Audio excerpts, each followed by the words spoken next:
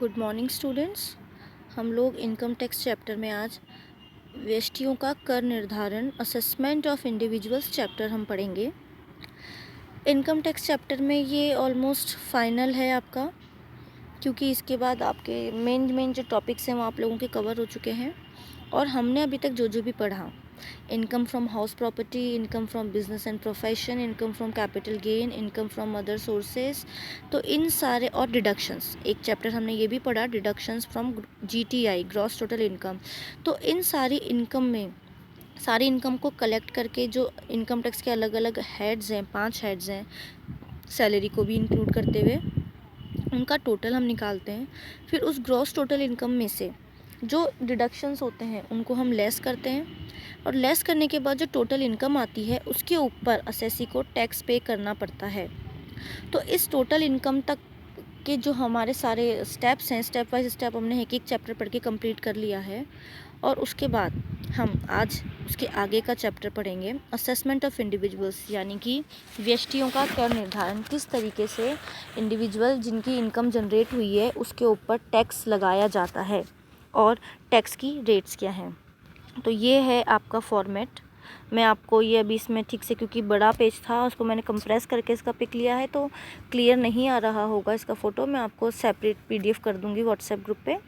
तो मैं आपको बताती हूँ किस तरीके से आपको एक फॉर्मेट बनाना है। पहले तो फॉर्मेट बना के सबसे पहले तो आपको इनकम की सारी हेड्स लिख लेनी है, जैसे कि salary, first, second house property, third business and profession, fourth capital gain and fifth is income from other sources. इन पांचों हेड में जो इनकम आ रही है आप सब उनको अलग अलग थोड़ा थोड़ा स्पेस छोड़ के लिख लीजिए, कैलकुलेशंस करिए और ग्रॉस टोटल इनकम निकाल लीजिए। लेस कर दीजिए डिडक्शंस 80C से लेके 80U तक, जो कि मैंने आपको पहले बता दी है। उसके बाद इस चैप्टर में नया जो आप पढ़ेंगे वो होगा टैक्स रेट लगाना। क्या है टैक्स रेट्स, क्योंकि अभी तक मैंने जो बोला वो सब हमने पढ़ लिया, बस हमने टैक्स रेट्स नहीं लगाई हैं। तो मैं आपसे टैक्स रेट डिस्कस करती हूँ। 60 जो फर्स्ट क्लासिफिकेशन है, यहाँ पे टैक्स रेट्स जो है 3 कैटेगरी में डिवाइड करी गई है। यहाँ पे normal, senior citizen and super senior citizen.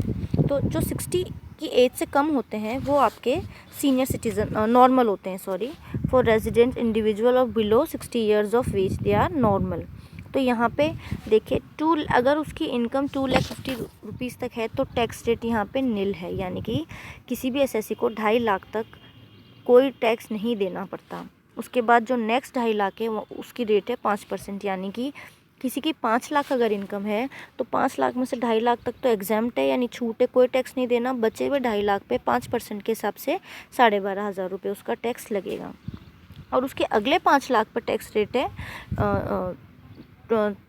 ये 30%, ठीक है। तो यहाँ पे आपको देखिए 3 कैटेगरी में डिवाइड कर दिया, 2.5 लाख और 2.5 लाख और 5 लाख और बैलेंस पे 30% है।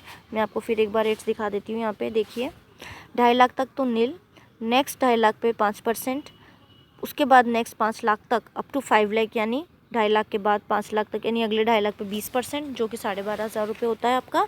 और बैलेंस पे 30%, यानी उसके बाद जो भी आपका बचा उस पर आपको 30% के लिए देना पड़ता है। अब इसी में थोड़ा सा चेंज करते हुए सीनियर सिटीज़न की कैटेगरी बनाई है। सीनियर सिटीजन्स के लिए रेट्स कम है और एग्जाम्शन थोड़ी ज़्यादा है। तो यहाँ पे जो एग्जाम्शन लिमिट है, नॉर्मल में तो जो 2.5 लाख थी वो यहाँ पे 3 लाख है। 3 लाख तक सीनियर सिटीजन्स को टैक्स नहीं देना। उसके बाद अगले 2 लाख पे, जो कि नॉर्मल में 2.5 लाख था, अगले 2 लाख पे उनको केवल 5% के हिसाब से टैक्स देना है। हालांकि टैक्स रेट्स यहाँ पे सेम है, लेकिन इनकी जो एग्जाम्शन लिमिट है वो चेंज कर दी गई है। देखिए टैक्स रेट यहाँ भी 5%, 20% और 30% है, लेकिन जो एग्जाम्शन लिमिट है वो यहाँ पे बढ़ा दी गई है, सॉरी बढ़ा दी गई है। 2 लाख हो गया। अब नेक्स्ट 5 लाख पे उनको 20% है, और जो बैलेंस है जो बचा उस पर उनको 30% देना है, ठीक है। तो इस तरीके से सीनियर सिटीज़न के लिए नॉर्मल टैक्स रेट्स जो है वो अलग हैं। अब इसी क्रम में हम आगे बात करेंगे सुपर सीनियर सिटीज़न की। एक कैटेगरी ये और बना दी गई है सुपर सीनियर सिटीज़न की। इनके लिए जो 65 सीनियर सुपर सिटीज़न कौन होगा, जो 80 वर्ष या अधिक की आयु के हों। 60 से लेके 80 तक सीनियर सिटीज़न, और 80 and above is super senior citizen. तो यहाँ पे देखिए, यहाँ पे जो टैक्स रेट्स है वो 5 लाख तक तो बिल्कुल नील है, इनको और ज़्यादा सुविधा दी गई है, यानी कि जो 80 साल से ऊपर के बुज़ुर्ग हैं उनको जो आय है तो 5 लाख तक उनको छूट है। नेक्स्ट जो 5 लाख है उस पर 20% है, आपको नीचे दिख रहा है यहाँ पे, और जो बैलेंस है उस पर 30% है, यानी 5% वाली कैटेगरी को यहाँ पे हटा दिया गया है और एग्जेम्पशन लिमिट भी यहाँ पे बढ़ा दी गई है। तो ये 3 रेट्स हैं जो कि आपको असेसी की इनकम पे लगाने पड़ेंगे। आइए क्वेश्चन देखते हैं। एक चीज़ और मैं बताना चाहूँगी, टैक्स लगाने के बाद आपको हेल्थ एंड एजुकेशन सेस भी यहाँ पे लगाना पड़ेगा। यानी एक बार आपने टैक्स कैलकुलेट कर लिया, जो मैंने आपको अभी प्रीवियस स्लाइड बताया उसमें जो स्लैब्स है उसके अकॉर्डिंग असेसी की एज को देखते हुए, उसके बाद आप हेल्थ एंड एजुकेशन सेस लगाएंगे। स्वास्थ्य एवं शिक्षा प्रभार, यानी ये परसेंटेज का पैसा जो है वो सरकार में हेल्थ और शिक्षा के प्रभार के लिए जाता है, तो उनके कामों के लिए सरकार इनको यूज़ करती है। तो इसमें 2% तो होगी शिक्षा के लिए, 1% होगी secondary and higher secondary education, और 1% होगा यहाँ पे हेल्थ सेस। तो कुल मिला के 4% आपको हेल्थ एंड एजुकेशन सेस के लिए आपको लगाना पड़ता है, यानी टैक्स में एक्स्ट्रा 4% जोड़ना पड़ता है आपको टैक्स निकालने के बाद। ठीक है, अब इनका प्रैक्टिकल इम्प्लीमेंटेशन देखते हैं। ये क्वेश्चन देखिए, हम क्वेश्चन किस तरीके से सॉल्व होता है। हमने जो GTI पढ़ा वहाँ तक नॉर्मल जो टोटल इनकम आप टैक्सेबल इनकम कैलकुलेट कर रहे हैं वहाँ तक तो ये क्वेश्चन बिल्कुल वैसा है। उसके बाद आपको चेंज जो देखने को मिलेगा वो केवल टैक्स रेट लगाना आपको देखने को मिलेगा, यहाँ पे आपको सीखना है। From the following particulars calculate the taxable income and amount of tax payable by mister Sushil for the assessment year 1920 assuming the tax deducted by the employer from salary is 82,915। ठीक है, टैक्स कितना लिया है, TDS कितना cut गया पहले 82,915। अब ये गवर्नमेंट एम्प्लॉय भी है, आप इस चीज़ का भी ध्यान रखिएगा। Salary, DA, house properties let out on a monthly rent of 20,000, यानी हाउस प्रॉपर्टी वाली कैटेगरी से भी इनको इनकम हो रही है। Annual value of house property 3 lakh, municipal tax 30,000, ये सब हम पढ़ चुके हैं पहले। Interest payable on capital borrowed from LIC ATC में इसकी छूट मिल जाती है आपको 28,000 है। Repayment of house building loan में आपको सेक्शन 80 में छूट मिल जाएगी 5,000। फ्रॉम लाइफ इंश्योरेंस ATC में छूट मिल जाएगी इसकी आपको। ये वीडियो अगर आप आज पहली बार ही देख रहे हैं और इससे पहले कि आपने GTI के ऊपर वीडियो या फिर हाउस प्रॉपर्टी, सैलरी, हमने जो भी टॉपिक्स पढ़े, अगर आपने वो वीडियो नहीं देखे होंगे तो आपको ये टॉपिक और ये चैप्टर समझ में नहीं आएगा, क्योंकि ये पूरा जो आज का वीडियो है ये बेस्ड है पहले की जो वीडियोस बनाए हैं पढ़े हैं उनके ऊपर, क्योंकि हर एक टॉपिक एक चैप्टर है जो कि मैंने आपको पढ़ा दिए हैं, वो पढ़ेंगे तो ही आपको ये समझ में आएगा। ठीक है, आगे पढ़ते हैं हम सेकंड पैराग्राफ। इसमें आपको मैं बताऊं कहाँ पे रीड आउट कर रही हूँ, ये वाला। A patent is developed by him and same is registered in India. The patent is given to a company for use. Patent बनाया गया। Royalty receivable on the patent, royalty की छूट कौन सी होती है यहाँ पे 80 QQB। अब आप लोग जब प्रैक्टिस करेंगे क्वेश्चंस को तो आपको ये पता चल जाएगा कि तुरंत नाम पढ़ते ही आपको डिडक्शन याद आ जाएगी कि ये 80C है या ये 80U है या ये 80 QQB है।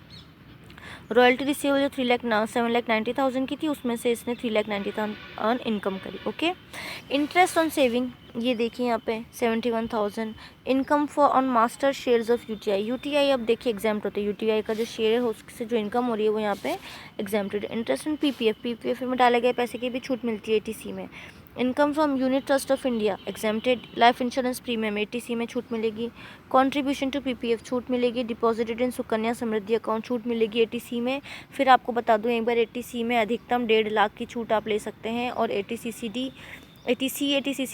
1 और ATCCD-B मिलाकर आप 2 लाख रुपए तक की छूट ले सकते हैं, यानी 50,000 extra. NSC issue exempted. STCG short term capital gain हो रहा है। ट्रांजैक्शन टैक्स लगाया गया। Share of profit from AOP association of person where all the members are divided individual and AOP paid the tax by normal rates of income tax. यहाँ पे मैं amount दिखाती हूँ आपको, लास्ट में ये 20,000 का अमाउंट है। तो ये आपका क्वेश्चन है।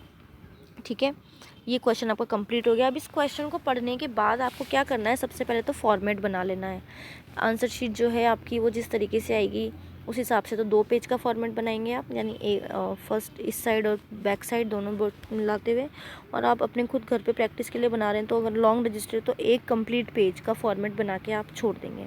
अब फॉर्मेट बना के आप क्या करेंगे, ऊपर सबसे पहले हेडिंग डालेंगे computation of tax liability of XYZ, जो भी आपको क्वेश्चन में नाम दे रखा है फॉर द असेसमेंट ईयर। उसके बाद पर्टिकुलर अमाउंट का कॉलम, यही फॉर्मेट है। पहला जो हेडिंग डालेंगे आप वो डालेंगे इनकम फ्रॉम सैलरी, क्योंकि इसमें सैलरी भी आई है। 2-3 लाइन छोड़ देंगे क्योंकि सैलरी से रिलेटेड ज़्यादा इन्फॉर्मेशन नहीं होती। फिर सेकंड टॉपिक डालेंगे आप इनकम फ्रॉम हाउस प्रॉपर्टी, थोड़ी सी लाइन छोड़ देंगे 4-5। फिर आप डालेंगे, हमने इसमें कैपिटल गेन भी देखा, income from capital gain, income from business and profession, क्योंकि रॉयल्टी वगैरह पेटेंट वगैरह हमने देखा तो ये बिजनेस एंड प्रोफेशन की इनकम है। तो ऐसे कर कर आप अलग अलग 4-5 हेडिंग्स लिख देंगे जो जो क्वेश्चन में आती हैं, ठीक है। उसके बाद आप लिखेंगे फॉर्मेट ख़त्म, फॉर्मेट जहाँ ख़त्म हो रहा है उसके बाद नीचे लिखेंगे आप वर्किंग नोट्स। आप ये जो मैं बोल रही हूँ इस तरीके से ही अगर आप आंसर अटैम्प्ट करेंगे तो आपको मैक्सिमम मार्क्स मिलेंगे। यानी फॉर्मेट बनाने के बाद आप वर्किंग नोट्स लिखिए, ठीक है। अब आप फिर आप जाइए क्वेश्चन की तरफ और आप एक एक पॉइंट पढ़ते जाइए और उसको सॉल्व करते जाइए। अगर उसके वर्किंग नोट कैलकुलेट करने की ज़रूरत है तो वर्किंग नोट कैलकुलेट करके फाइनल अमाउंट आप फॉर्मेट में लिखिए, और अगर नहीं है तो उस अमाउंट को आप जो भी पर्टिकुलर है उसको आप फॉर्मेट में लिखते चलिए, ठीक है। तो आइए देखिए, हमने ये फॉर्मेट बना लिया, कंप्यूटेशन ऑफ टोटल इनकम, ठीक है। आप उसके बाद ये फॉर्मेट देखिए। अब शुरुआत करेंगे हम इनकम फ्रॉम सैलरी से, जैसे कि मैंने आपको बताया। उसके बाद है हाउस प्रॉपर्टी, ये देखिए। उसके बाद है बिजनेस एंड प्रोफेशन। अब ये सीरीज़ चेंज नहीं होती हैं, इसी तरीके से रहती हैं। बिजनेस एंड प्रोफेशन में भी आपने देखिए लाइंस छोड़ दी हैं कुछ। उसके बाद कैपिटल गेन भी आया था और other income from other sources भी आए थे, क्योंकि डिविडेंड वगैरह और शेयर इनकम वगैरह यहाँ पर हैं। तो आप ये लिखकर कुछ लाइंस छोड़ दीजिए। इस क्वेश्चन में नहीं छोड़ रखी क्योंकि इस क्वेश्चन में मेंशन कर दिया। देखिए वर्किंग नोट 1 में से आया इसका अमाउंट वर्किंग नोट 2 में से आया इसका, ठीक है। और बिजनेस एंड प्रोफेशन का तो देख ली इन्होंने यहीं पे सॉल्व कर दिया, तो इनको पता चल गया ये अमाउंट कैसे आया। कैपिटल गेन कुछ नहीं दे, डायरेक्ट दे रखा होगा तो यहाँ पे हमने डायरेक्ट अमाउंट ले लिया। इनकम फ्रॉम अदर सोर्सेज के लिए भी हमें कैलकुलेशन करनी पड़ेगी, तो बेटर होगा आप 2-2 3-3 लाइन छोड़ दीजिए हर एक हेड में और उसका सॉल्यूशन करते चले जाइए, ठीक है। इतना करने के बाद आपको ग्रॉस टोटल इनकम मिल जाएगी। तो आइए देखते हैं, हम पहला पॉइंट पढ़ते हैं फिर हम वर्किंग नोट में जाएंगे। देखिए यहाँ पर ये टैक्स लायबिलिटी बाद में कैलकुलेट करेंगे, ये आ गया आपका वर्किंग नोट। तो इस वर्किंग नोट में सबसे पहले हम सैलरी कैलकुलेट करेंगे। अब सैलरी के लिए ये बोला गया था कि उनको मकान संपत्ति 20,000 मासिक किराए पर वेतन प्रतिमाह मिला है 50,000 का। तो 50,000 का वेतन अगर मिला है तो प्रतिमाह मिला है तो 50,000 इस तरीके से शो करिए आप, इनटू कितने महीने का, 12 महीने का। तो कितना अमाउंट आ गया यहाँ पे, 6 लाख रुपीज़ आ गया। डीए के लिए बोला है 20,000 रुपये प्रतिमाह मिलता है, तो यहाँ पे 50 की जगह 20,000 कर दीजिए। 20,000 इंटू 12 2,40,000। ये यहाँ पर आपको अमाउंट दिख रहे होंगे, 6 लाख सैलरी के और डीए के 2,40,000। टोटल हुआ यहाँ पे 8,40,000। अब अगर आप लोगों ने सैलरी चैप्टर पढ़ा होगा तो आपको ये पता होगा कि सैलरी में से स्टैंडर्ड डिडक्शन मिलती है, क्योंकि और कोई इन्फॉर्मेशन हमें रिलेटेड नहीं है। तो इसका मतलब ग्रॉस सैलरी हमारी 8,40,000 आ गई। इसमें से हमें कोई इन्फॉर्मेशन और गिवन नहीं है सैलरी की, तो आप क्या करेंगे, स्टैंडर्ड डिडक्शन दे देंगे। ये बुक पिछले साल की है तो इसमें 40,000 लिखा हुआ है, लेकिन आप लोग करंट ईयर की बुक से पढ़ेंगे तो यहाँ पे आपको अमाउंट 50,000 मिलेगा, ठीक है। तो इनकम फ्रॉम सैलरी 8 लाख रुपए आ गई आपकी, यानी 8,40,000 में से 40,000 की छूट मिल गई standard deduction under section 16IA के अकॉर्डिंग। तो आपको 8 लाख की आपकी इनकम फ्रॉम सैलरी हो गई। तो आप क्या करेंगे, ये अमाउंट आ गया आपके पास सैलरी का। अब आप क्या करेंगे, इसको इनकम फ्रॉम सैलरी जो आपने फर्स्ट हेड डाला था यहाँ पे वर्किंग नोट 1 में 8 लाख रुपए यहाँ पे मेंशन कर दिए। इस तरीके से इस स्टेप वाइज स्टेप आप चलेंगे तो आपके क्वेश्चन गलत होने के चांसेस भी कम रहेंगे और प्रॉपर प्रेजेंटेशन से आपको मार्क्स भी अच्छे मिलेंगे। नाउ सेकंड जो हेडिंग आती है आपकी वो आती है इनकम फ्रॉम हाउस प्रॉपर्टी। अब हाउस प्रॉपर्टी में चलते हैं, हम सेकंड देखते हैं। हाउस प्रॉपर्टी के लिए हमें ये बोला है कि आपका कौन सा घर है, यहाँ पे इनकम फ्रॉम हाउस प्रॉपर्टी। ये देखिए सेकंड वाला पॉइंट अब हम डिस्कस करेंगे। ये बोला है कि 20,000 रुपये के मासिक किराए पर उठाई गई है। म्यूनिसिपल वैल्यूएशन उसका 3 लाख। पूरे वर्ष का नगर पालिका कर जो है उन्होंने 30,000 चुकाया और मकान निर्माण के लिए उन्होंने 28,000 का ब्याज वो दे रहे हैं। और मकान बनाने के लिए एक मित्र से भी उन्होंने ब्याज का ऋण लिया है। ये सारी जो वैल्यूज़ हैं ये मैं पढ़ रही हूँ आपके क्वेश्चन में से, और ये जो क्वेश्चन है ये मैं आपको बता दूंगी एक बार और दिखा दूंगी आपको कि ये मैं पॉइंट्स कहाँ से ले रही हूँ। एक बार मैं आपको दिखाई देती हूँ, नहीं तो आपको कन्फ्यूजन होगा। ये देखिए ये पॉइंट है यहाँ पे। अब यहाँ पे हाउस प्रॉपर्टी के लिए दे रखा है। देखिए हाउस प्रॉपर्टी है जो 20,000 रुपये पे किराए पे उठाई गई है। इसकी एनुअल वैल्यू 30,000 रुपये 3 लाख रुपये है। म्यूनिसिपल टैक्स इसका 30,000 रुपये है। इंटरेस्ट दिया जा रहा है इस पर 28,000 और repayment of house building loan जो दे रखा है वो इंटरेस्ट भी 5,000 दे रखा है। ठीक है, तो ये चीज़ें मैंने आपको हाउस प्रॉपर्टी से रिलेटेड बताई। अब इसको किस तरीके से आप करेंगे, अगर आपको हाउस प्रॉपर्टी कैलकुलेशंस जो आपने अगर देखी हैं तो आपको पता होगा कि हम जो शुरुआत करते हैं वो हमेशा कहाँ से करते हैं, एनुअल वैल्यू से। तो ग्रॉस एनुअल वैल्यू इसकी 3 लाख आई। 3 लाख कैसे आई, यहाँ पे देखिए इसका जो मकान पे किराया उठाया गया है और जो जब आप उसको मूल्यांकन करेंगे तो ये पाएंगे कि जो वार्षिक मूल्यांकन है वो ज़्यादा है, तो यहाँ पे हम ज़्यादा वाला अमाउंट लेंगे 3 लाख रुपीज़ का, लेस म्यूनिसिपल टैक्सेस जो कि 30,000 रुपये थे यहाँ पे लेस कर देंगे, तो आएगा आपका नेट एनुअल वैल्यू 2,70,000। अब 2 लाख ये देने के बाद आपको क्या करना होता है, डिडक्शंस देनी होती है। यानी एक बार नेट एनुअल वैल्यू आ गई, नेट एनुअल वैल्यू कैलकुलेट करना एक लंबा प्रोसीजर है जो कि मैं आपको पहले चैप्टर्स में पढ़ा चुकी हूँ। ये पूरा चैप्टर है एक इनकम फ्रॉम हाउस प्रॉपर्टी और शायद मैंने आपको मैक्सिमम वीडियोस बनाए हैं इस टॉपिक के ऊपर और आपको समझाया है how to calculate net annual value of house property. तो ग्रॉस एनुअल वैल्यू में से जब हम म्यूनिसिपल टैक्सेस लेस कर देंगे तो आपकी नेट एनुअल वैल्यू आ जाएगी।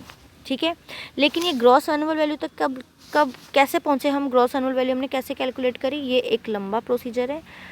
ठीक है, तो ये 3 लाख रुपए आ गए क्योंकि मकान का जो वार्षिक मूल्य है आपको क्वेश्चन में यहाँ कितना दे रखा है, 3 लाख रुपए दे रखा है, तो हमने यहाँ पे 3 लाख रुपए दे दिए। लेकिन इसकी जो कैलकुलेशंस हैं वो अलग तरीके से होती हैं प्रॉपर फॉर्मेट में, जो कि देखने के लिए समझने के लिए आपको पुराने भी हाउस प्रॉपर्टी के ऊपर जो वीडियोज़ हैं वो देखने पड़ेंगे।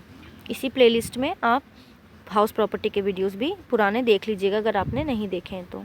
ठीक है, तो यहाँ पे अब आपको कैलकुलेट करना है नेट एनुअल वैल्यू आ गई आपकी एक बार 2,70,000, क्योंकि gross annual value 3 lakh rupees आपके बुक में गिवन है क्वेश्चन में। अब उसमें से 30% जो है वो स्टैंडर्ड डिडक्शन या स्टैट्यूटरी डिडक्शन लेस होता है किसका, नेट एनुअल वैल्यू का 30%। तो ये देखिए नेट एनुअल वैल्यू 2,70,000 का 30% कितना आ गया यहाँ पे 81,000 ले लिया। और जो ब्याज दिया जाता है, अगर आप लोन लेके ब्याज देते हैं, मकान के ले लो आपने लोन लिया और उसके ऊपर ब्याज देना, तो उसकी भी आपको छूट मिलती है जो कि 28,000, यानी इन दोनों को जोड़ के आपको 1,09,000 की छूट मिल जाती है। तो इस तरीके से जब आप नेट एनुअल वैल्यू में से डिडक्शंस को लेस कर देंगे तो आपकी इनकम फ्रॉम हाउस प्रॉपर्टी आएगी 1,61,000। ठीक है, समझ में आ गया आपको नेट एनुअल वैल्यू। अब आप हाँ या ना तो कर नहीं सकते क्योंकि वीडियो वन साइडेड पढ़ाई चल रही है, कम्युनिकेशन वन साइडेड है। तो मैं जो मेरी स्पीड है समझाने की उससे मैं खुद ये ज्यूम कर लेती हूँ कि आई होप आप लोगों को समझ में आ गया होगा। लेकिन एक अजम्पशन और है, अगर आप लोगों ने पहले के वीडियोज़ देखे होंगे तो ही आपको ये चैप्टर समझ में आएगा। ठीक है, तो स्टैंडर्ड डिडक्शन तो हर केस में दी जाती है यहाँ पे हाउस प्रॉपर्टी में, और इंटरेस्ट ऑन लोन की छूट अगर मकान बनाने के लिए लोन लिया है और उसके कोई ब्याज पेमेंट हो रहा है तो उसकी आपको छूट मिलती है। ठीक है, तो ये देखिए 1,61,000 भी हमने यहाँ पे क्वेश्चन में लिख दिया। इनकम फ्रॉम सैलरी पहले ही कंप्लीट कर दिया था 8 लाख, अब इनकम फ्रॉम हाउस प्रॉपर्टी 1,61,000 भी हमने लिख दिया। तो ये 2 टॉपिक्स हमारे कंप्लीट हो गए। थर्ड आएगा हमारा income from business and profession, ये इसी सीरीज़ में चलेंगे। ठीक है, अब बिजनेस एंड प्रोफेशन से जुड़ी हुई हमारे पास कौन कौन सी इन्फॉर्मेशन है, इन्होंने देखिए क्या क्या किया है यहाँ पे बिज़नेस से जुड़ा हुआ क्या क्या काम किया है। अगर आप ऐसे नहीं चलना चाहते बिज़नेस से तो हम एक एक करके चलते हैं, यानी कि हमने क्वेश्चन ये हाउस प्रॉपर्टी का भी कंप्लीट कर लिया। ये हाउस प्रॉपर्टी ख़त्म होती है कहाँ पे, ये यहाँ पे हाउस प्रॉपर्टी ख़त्म हो गई। ठीक है, अब लाइफ इंश्योरेंस कॉरपोरेशन से इंटरेस्ट फ्री लोन लिया तो यहाँ पर वो नहीं आएगा। ठीक है, अब एक पेटेंट है, यहाँ तक हमारा क्वेश्चन कंप्लीट हो गया। अब आगे चलिए, अब patent is developed by him, that means it is related to business and profession part and same registered in India. The patent is given to a company. अब royalty receivable on the patent during the previous year is 7,90,000. He spent 3,90,000 to earn his income. अब यहाँ पे patent की जो royalty है, royalty की जो छूट है वो कहाँ पे मिलती है आपको, 80 QQB में आपको उसकी छूट मिलती है। ठीक है, तो अब आगे जाके देखते हैं इसकी छूट मिलती नहीं मिलती, फ़िलहाल हम इस पॉइंट को यहाँ पे रहने देते हैं। लेकिन ये क्योंकि हमारी इनकम है, अब ये क्वेश्चन आपको ठीक से दिख पा रहा है, तो ये 27,900 है। लेकिन रॉयल्टी की छूट मिलना नहीं मिलना ये आगे की बात है, पहले हम आगे जाके इसको बिजनेस एंड प्रोफेशन की इनकम में लिख देते हैं। तो हमें कितनी इनकम हुई है प्रीवियस ईयर में, रॉयल्टी से हमने कितना प्राप्त किया, 27,90,000।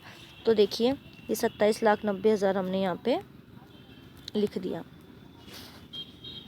ये देखिए टोटल है ना। अब ये पॉइंट भी कंप्लीट हो गया। अब क्वेश्चन की तरफ चलिए, ये क्वेश्चन में हमने ये पॉइंट कंप्लीट कर लिया। अब उसके बाद है इंटरेस्ट ऑन सेविंग्स अकाउंट। ये देखिए interest on saving banks account, ये इनकम फ्रॉम अदर सोर्सेज की इनकम है, तो उसमें आपको लिखना है income of master shares of UTI, ये इनकम फ्रॉम अदर सोर्सेज है। इंटरेस्ट ऑन पीपीएफ, ये जो भी चीज़ें आप पढ़ेंगे ये सब अब इनकम फ्रॉम अदर सोर्सेज हैं, तो ये सब किस में आएंगी, इनकम फ्रॉम अदर सोर्सेज में। तो इसका मतलब ये बड़ा है, फॉर्मेट में हम इतना लिख नहीं पाएंगे, तो हम एक वर्किंग नोट बनाएंगे इनकम फ्रॉम अदर सोर्सेज का, और वहाँ पे इसको हम सॉल्व करेंगे। देखिए इनकम फ्रॉम अदर सोर्सेज, हम एक एक पॉइंट पढ़ेंगे, उसके सॉल्व करते जाएंगे। Interest on saving banks account, ये देखिए 71 हमने लिख लिया यहाँ पे। डिविडेंड फ्रॉम यूटीआई एग्जेम्प्टेड होता है, हमने नहीं लिखा। इंटरेस्ट ऑन पीएफ एग्जेम्प्टेड होता है, हमने नहीं लिखा यहाँ पे। इनकम फ्रॉम यूटीआई एग्जेम्प्टेड होती है, देखिए हमने टोटल नहीं की। इंटरेस्ट अक्रूड ऑन एनएससी 4000 यहाँ पे टैक्सेबल होगा, तो टोटल यहाँ पर आ गया 75,000। That means income from other sources जो है वो आपकी कितनी है, 85,000, जो कि हमने यहाँ पे लिख दी है। दिखाती हूँ मैं आपको, ये 75,000 की 85 नहीं सॉरी 75,000 है जो हमने यहाँ पे लिख दी है। अब ये वाला पॉइंट भी कंप्लीट हो गया। अब आएगा आपका कैपिटल गेन की बारी। वो हम क्वेश्चन के अकॉर्डिंग चल रहे हैं, हम सॉल्यूशन के अकॉर्डिंग नहीं चल रहे हैं। हम क्वेश्चन पढ़ते जा रहे हैं और जो पॉइंट जहाँ पे आ रहा है उसको वहाँ पे नोट डाउन करते जा रहे हैं।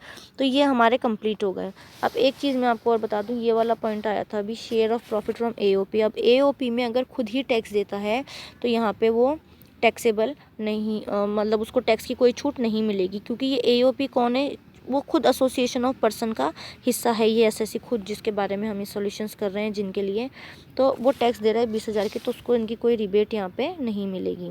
एनएससी का हमने कर लिया। Short term capital gain on sale of, ये आपका पॉइंट जो है वो capital gain, income from capital gain से रिलेटेड है, तो इसको हम लिख देंगे 40,000 रुपये। कौन सा पॉइंट, ये वाला पॉइंट, एसटीसीजी वाला, ठीक है। सॉल्यूशन की तरफ चलिए। ये देखिए हमने long term capital gain sorry short term capital gain में लिख दिया हमने यहाँ पे 40,000। तो हमारी इनकम के सारे हेड्स ऑलमोस्ट कंप्लीट हो गए हैं। हमारे पास 3-4 चीज़ें थी जो कि हमने यहाँ पे एक एक करके मेंशन कर दी और वर्किंग नोट्स में इनको शो कर दिया। इन सबको ऐड करने के बाद हमारी ग्रॉस टोटल इनकम आए 38,86,000, ठीक है। ग्रॉस टोटल इनकम्स में कैलकुलेट करने के बाद हम क्या निकालते हैं, जीटीआई में से हम डिडक्शंस लेस करते हैं 80C से 80U तक। अब हम ये वाला पॉइंट डिस्कस करेंगे। तो एक जितनी भी छूट आ रही है उन सबको मिलाकर हम यहाँ पे लिख देंगे। आपके पास कौन कौन सी छूट आई थी मैंने आपको बताया, 80C की आई थी, यानी आप पीपीएफ में देते हैं, आप पेंशन के लिए देते हैं, एलआईसी के लिए देते हैं, पीपीएफ के लिए देते हैं, ये सब किसकी हैं, 80C के। 80 TTA में आप बैंक्स का सेविंग अकाउंट में देते हैं, जिसमें आपकी TTA में 80 TTA आपको 10,000 तक की सेविंग बैंक्स में से छूट देता है, इंटरेस्ट की, बैंक इंटरेस्ट की, सेविंग्स बैंक अकाउंट के। तो ये देखिए 10,000 लिख दिया उनको इंटरेस्ट। ये जो एसएससी है इसको 71,000 की इनकम हुई थी, उसमें से 10,000 की इसको छूट मिल जाएगी सेविंग बैंक्स अकाउंट में इंटरेस्ट की। तो यहाँ पे हमने 10,000 माइनस कर दी, क्योंकि डिडक्शंस देखिए लेस कर रही हैं, छूट मिली है। और 80C का मैं कैलकुलेशन आपको बता देती हूँ क्या क्या ऐड करके ये आया है। चलिए 80C आपके वर्किंग नोट्स में दे रखा है, क्योंकि काफ़ी सारी चीज़ें थी तो एक साथ इनको ऐड करके यहाँ पे लिखना पड़ा। देखिए अब हम ये वाला पॉइंट डिस्कस करेंगे।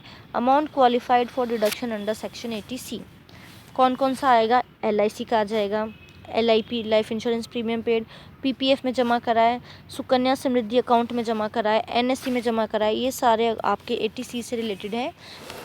फिर मैं एक बार आपको वापस वाली बात बोलती हूँ कि आपने पहले के वीडियो देखे होंगे तो आपको 80C और इससे रिलेटेड डिडक्शन समझ में आई होंगी, नहीं तो आपको ये नहीं आएंगे। तो ये सारी चीज़ें जो हमने देखी छूट, ये सब हमने क्वेश्चन में से ली हैं, और ये सब किसका पार्ट है, 80C का।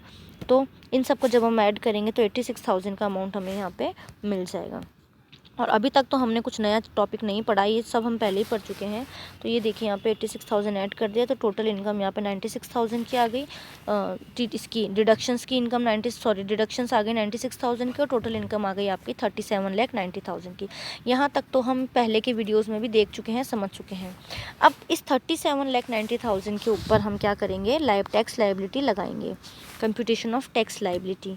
तो टैक्स लाइबिलिटी किस तरीके से लगाई जाती है मैं आपको बताती हूँ। सबसे पहले टैक्स रेट्स आपको जो लगानी है वो अलग अलग लगानी है। आपको नॉर्मल इनकम होती है, सैलरी की इनकम पे आपको अलग टैक्स रेट लगानी है, स्लैब्स जो मैंने आपको बताई, senior citizen, super senior citizen और नॉर्मल की 5%, 20%, 30% के हिसाब से। और आपके ये जब आपने ग्रॉस टोटल इनकम कैलकुलेट करी, इसमें अगर आपके पास लॉन्ग टर्म कैपिटल गेन है या फिर शॉर्ट टर्म कैपिटल गेन है या फिर इनकम फ्रॉम अदर सोर्सेज, तो इन सब की रेट्स अलग अलग हैं, ठीक है।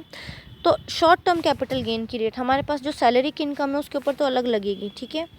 अब हम ये देखते हैं, सबसे पहले हमारे पास शॉर्ट टर्म कैपिटल गेन है यहाँ पे, तो 111A के अंदर उस पर शॉर्ट टर्म कैपिटल गेन की रेट कितनी है 15%, और शॉर्ट टर्म कैपिटल की इनकम कितनी है हमारी 40,000, उसके ऊपर हम 15% टैक्स लगा देंगे तो यहाँ पे आ जाएगा 6,000। रॉयल्टी 27,90,000 की है, और तो इसमें अंडर सेक्शन यहाँ पे ये देखिए आपको मैं दिखाती हूँ 115 BBF, इसमें आपको छूट मिल जाएगी, सॉरी टैक्स लग जाएगा 10% के अकॉर्डिंग 2,79,000 का, ठीक है। अब बचे कितने से, यानी जो टोटल इनकम आई है आपकी यहाँ पे 37,90,000 की, उसमें से 40,000 तो आपका ये निकल गया STCG का, रॉयल्टी का निकल गया 27 लाख, बचा कितना अब 9,60,000। इस बचे हुए पे आप क्या करेंगे, अब टैक्स निकाल लेंगे। Tax on remaining 9,60,000। अब आप किस तरीके से निकालेंगे टैक्स, ये मैंने आपको बताया था। ये जो असेसी हैं ये उसमें है नॉर्मल है, ये सीनियर सिटीज़न वाले हैं नहीं, क्योंकि ये इसमें आते हैं नॉर्मल, अभी सैलरी इनको मिल रही है, दैट मीन्स रिटायर नहीं हुए तो 60 के अंदर है, तो उसके अकॉर्डिंग आप 3,89,500 के ऊपर टैक्स निकालेंगे। कैसे निकालेंगे, 3,89,000 में से आप पहले 2,50,000 हटा देंगे, सॉरी यहाँ पे स्लैब चलेगा। अब आपका यहाँ पे एजुकेशन सेस लग जाएगा 4% का, 3,89,000 5% पे हेल्थ एंड एजुकेशन सेस बताया था मैंने आपको 15,580 का लग जाएगा। लेस रिबेट अंडर सेक्शन 86, ये कौन सी है, AOP वाली है, जो कि यहाँ पे इसको नहीं मिली है। 20,000 की इसको इंटरेस्ट इनकम हुई थी AOP से, तो कि इसने नहीं ली, रिबेट इसको नहीं मिली, तो यहाँ पर टैक्स लाइबिलिटी आ गई 4,05,080।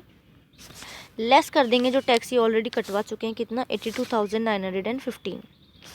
और क्या लेस करेंगे, tax deducted from royalty on patent 2,79,000 का, यहाँ पे पेटेंट का पूरा अमाउंट आ जाएगा, क्योंकि पेटेंट की छूट होती है, लेकिन टैक्स कैलकुलेट करने के लिए हमें उसको एक बार ऐड करना है, उसके बाद आप उसको आगे जाके माइनस कर देंगे। तो टैक्स पेबल यहाँ पर आ गया 43,165। टैक्स को राउंड ऑफ करना बहुत ज़रूरी है, नहीं तो आपका आंसर पूरे मार्क्स आपको नहीं मिलेंगे, एग्जामिनर आपका आधा नंबर 1 नंबर तो काट ही लेगा। तो जो भी आपका टैक्स आया है, अगर वो 5 से पहले तक की वैल्यू में है, पॉइंट में है, तो उसको आप फुली 10 के मल्टीपल में उसको आप राउंड ऑफ कर दीजिए, तो यहाँ पे 43,170 हो जाएगा। तो इस तरीके से आपका वर्किंग नोट बनाएं। ये 2 वर्किंग नोट तो हमने देख लिए हैं, बाकी जो थ्योरेटिकल पॉइंट हैं जिनकी थ्योरीज आपको लिखनी है कि किस में छूट मिली किस में नहीं मिली, वो आप इस तरीके से मेंशन करके आएंगे, ठीक है। तो आज जो टॉपिक हमने पढ़ा उसमें हमने टैक्स रेट किस तरीके से लगाते हैं वो हमने देखा। इंडिविजुअल की टैक्स रेट मैंने आपको बता ही दी है, यहाँ पे जो फर्स्ट स्लाइड्स में मैंने आपको बता दी है। देखिए ये रही टैक्स स्लैब रेट्स, ये 2 नंबर में भी आपसे पूछी जा सकती है, 4 नंबर में आपसे ज़्यादा टैक्स रेट्स पूछी जा सकती हैं सारी, जैसे LTCG पे क्या होगी, long short term capital gain पे क्या होगी, इनकम फ्रॉम अदर सोर्सेज पे 30% होती है, इस तरीके से। अब उसके बाद आपको फाइनल एजुकेशन से सब पे लगाना होता है। यहाँ पे जब हमने कैलकुलेट करी टैक्स लाइबिलिटी, तो यहाँ पे हमने इस तरीके से लगा दिया टैक्स, बचे हुए 9,60,000 पे जब टैक्स लाइबिलिटी हमने निकाली तो 1,04,000, वो कैसे आई, आप 9,60,000 पे आपको क्या करना पड़ेगा, 2.5 लाख रुपये अलग करने पड़ेंगे। बचे हुए 2.5 लाख पे आपको 5% के हिसाब से आपको 12,500, उसके बाद जो बचा 5 लाख के बाद कितना बचा 4,60,000, 4,60,000 पे 20% आप ऐसे करके निकालेंगे तो आपकी ये 1,04,500 आ जाएंगे, ठीक है।